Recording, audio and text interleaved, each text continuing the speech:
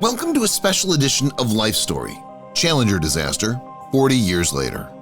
Today we'll take a glimpse into the lives of the 7 crew members who died aboard the Space Shuttle Challenger on January 28, 1986. Before we start, I gotta do that thing where I ask you to like and subscribe. Trying to grow the channel, and those 2 tiny things will help immensely. Okay, let's get into it. The Challenger disaster remains a defining tragedy in space exploration history. On January 28, 1986, just 73 seconds after liftoff, the shuttle broke apart over the Atlantic Ocean, claiming the lives of all 7 crew members. The mission, STS-51L, had drawn particular public attention because of the presence of Krista McAuliffe, a high school teacher selected to be the first private citizen in space. The disaster was caused by the failure of an O-ring seal in the right solid rocket booster. Unusually cold temperatures on the morning of the launch had compromised the rubber seal's flexibility, allowing hot, pressurized gas to escape and damage the external fuel tank. The Rogers Commission, appointed to investigate the accident, revealed that NASA's organizational culture and decision-making processes had been deeply flawed, as engineers' warnings about the O-rings in cold weather were disregarded due to launch schedule pressures. In the aftermath, the shuttle program was grounded for nearly 3 years while NASA redesigned the boosters and overhauled its safety protocols. The tragedy serves as a sober reminder of the inherent risks of spaceflight and the critical importance of prioritizing safety and engineering integrity over political or scheduling demands. Now let's talk about the crew. Here are short biographies for the 7 crew members of the Space Shuttle Challenger mission, STS-51L. Francis R. Dick Scobie, Commander. Born in Cle Elum, Washington, Dick Scobie was a decorated Air Force officer and pilot. He enlisted as an engine mechanic before earning his degree and commission, eventually becoming a test pilot for experimental aircraft like the X-24 lifting body. Selected by NASA in 1978, he first flew into space as the pilot of STS-41C in 1984, a mission notable for the successful repair of the Solar Max satellite. Known for his quiet leadership and calm demeanor, Scobie was appointed commander of the Challenger mission. He was 46 years old and left behind his wife, June, and 2 children. His legacy continues through the Challenger Center for Space Science Education, which his family helped establish to inspire future generations in STEM. Michael J. Smith, pilot. Michael Smith, a native of Beaufort, North Carolina, was a distinguished naval aviator with extensive combat experience. A graduate of the U.S. Naval Academy, he flew A-6 intruders during the Vietnam War and later became a test pilot and instructor.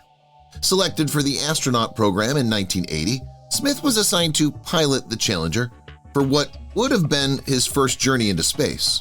He was eager to experience the view from orbit, often joking with his crewmates about his anticipation.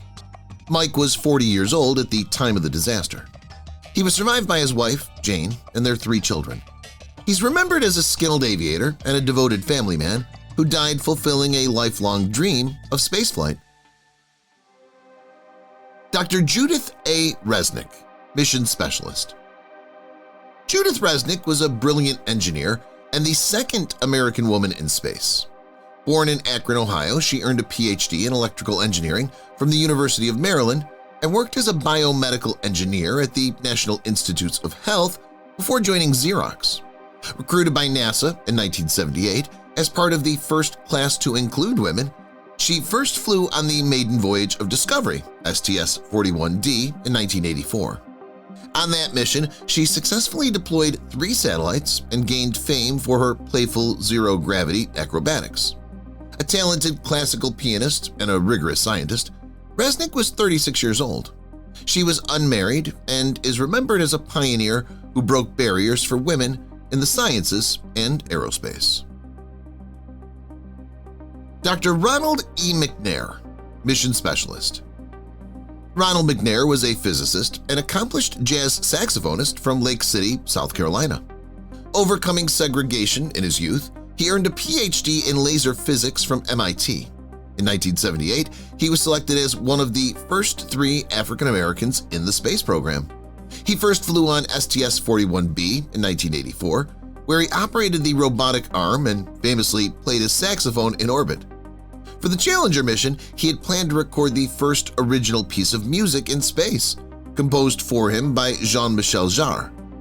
McNair, 35, was a 5th-degree black belt in karate and a devoted father to 2 children. His life remains a powerful symbol of perseverance and academic excellence. Lieutenant Colonel Allison S. Onizuka, Mission Specialist. Allison Onizuka was the first Asian American in space. Born in Kealakekua, Hawaii, he worked in the Kona coffee fields before earning degrees in aerospace engineering from the University of Colorado. He joined the U.S. Air Force as a flight test engineer and was selected by NASA in 1978. Onizuka made history with his first flight aboard Discovery, STS-51C, in 1985, a classified Department of Defense mission. Known for his humility and humor, he often encouraged students to dream big, famously saying, "Your vision is not limited by what your eye can see, but by what your mind can imagine." He was 39 years old and was survived by his wife Lorna and 2 daughters. Gregory B. Jarvis, Payload Specialist. Gregory Jarvis was an electrical engineer representing Hughes Aircraft Company. Born in Detroit, Michigan, he was raised in Mohawk, New York. He earned a master's degree in engineering from Northeastern University after attending State University of New York at Buffalo. Jarvis worked on advanced satellite designs and was selected as a payload specialist to conduct fluid dynamics experiments in space. He'd been bumped from 2 previous shuttle flights before finally securing his seat on Challenger. A dedicated engineer who brought a civilian perspective to the crew, Jarvis was 41 years old. He was an avid cyclist and outdoorsman, survived by his wife, Marcia. His work contributed significantly to the development of satellite communications technology. S. Krista McAuliffe, Payload Specialist. Krista McAuliffe captured the nation's heart as the teacher in space. A high school social studies teacher from Concord, New Hampshire, she was selected from over 11,000 applicants to become the first private citizen to fly in space. Her mission was to teach lessons from orbit, bringing the wonder of spaceflight directly into classrooms. Born in Boston, Massachusetts, she was known for her infectious enthusiasm and dedication to education. She famously stated, "I touch the future, I teach." McAuliffe was 37 years old and left behind her husband, Stephen, and 2 young children. Her legacy endures through the countless educators she inspired and the Challenger centers that continue her educational mission. It's hard to believe it's been 40 years since the Challenger disaster. A lot's changed in the world since then. Thanks for tuning in, so to speak, for our memorial on the crew of the shuttle. Now, if you haven't already, hit that like button.